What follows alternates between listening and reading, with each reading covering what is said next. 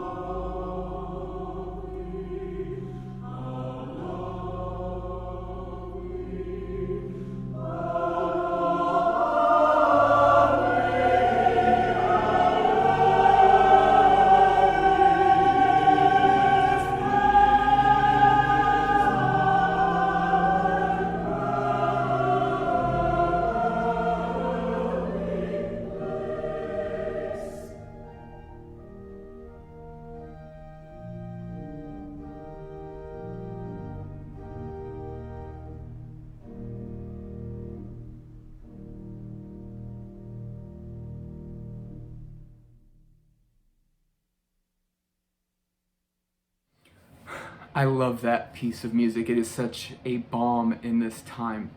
The next work you're going to hear is something we recorded recently this fall under amazing circumstances. The piece is Mark Miller's beautiful and powerful Love Has Broken Down the Wall. And this recording was actually made using vocal recordings from many different sources.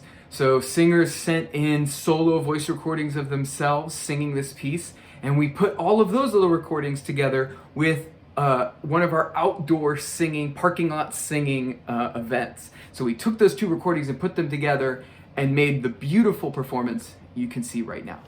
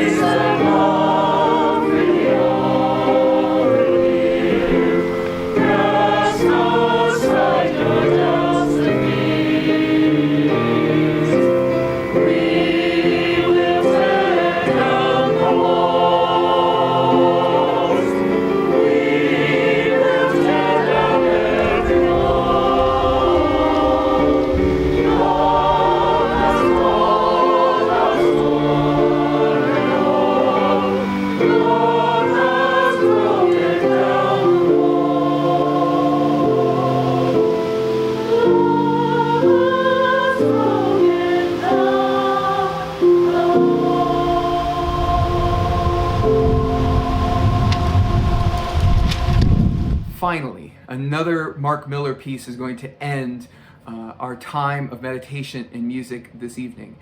This video you're about to see is from one of the last worship services we had before the world just went crazy. This is from January of 2020. And this is us singing Draw the Circle Wide, perhaps my favorite contemporary hymn that there is, for its message of inclusion, its message of togetherness, and its big, powerful ending that just simply has to be sung by a choir, as you're going to hear. And one of the things I love about the Sanctuary Choir is it is an ensemble that draws its own circle wide. I have gotten to meet some of the most amazing people I have ever known through music. And specifically through this Sanctuary Choir, I have developed friendships and musical relationships that I hope never go away. They are truly my favorite group of people. Now, in watching this video, it might make some of you a little sad. You might find yourself wanting to be back in that sanctuary. You might find yourself wanting to hear the choir live again. And trust me, we will get to hear that again. But I ask you to sit in gratitude for our amazing church community, for God's presence in our lives, for the way He works in our lives through music and through art, and specifically the way God works in our life through friendship and community. And I hope you can see and taste and hear and feel a little bit of that community here tonight. Thank you for joining us this evening. This is Draw the Circle Wide.